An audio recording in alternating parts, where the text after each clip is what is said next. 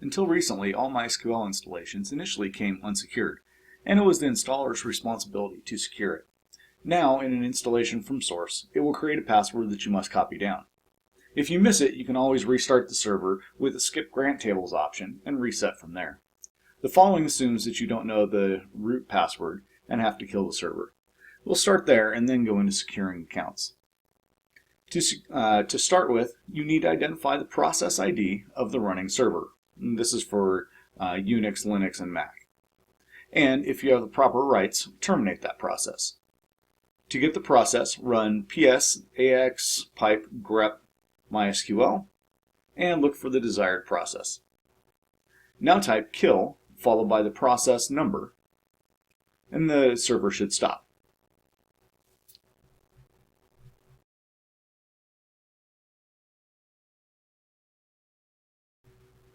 Then we need to start the server with the Skip Grant Tables option.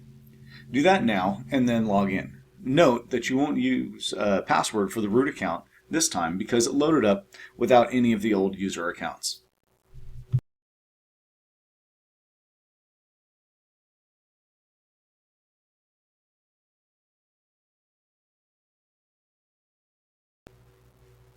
Now that you've logged in as root, go look at the users in the user table. That is in the MySQL database. Run a select on the table and pay particular attention to the user, host, and authentication string, formerly the password field. Note that any blank entries for the password means there's no password associated for that account. Also note that there can be separate accounts for the same username at a different host. In MySQL, it is the combination of the username and the host that defines a user account. Also notice the permissions assigned on the user table. Those permissions, if granted, are applied to all databases on the server, so we refer to these as superuser privileges.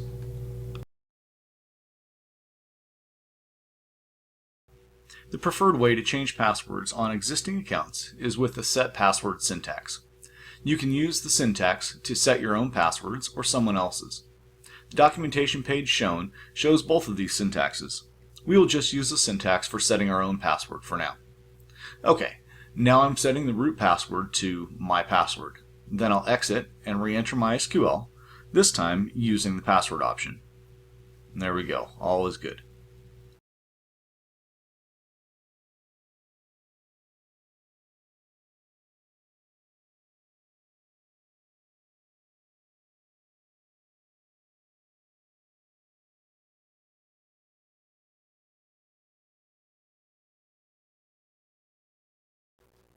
The other way, not recommended by MySQL but very useful nonetheless, is to run an update query on the user table.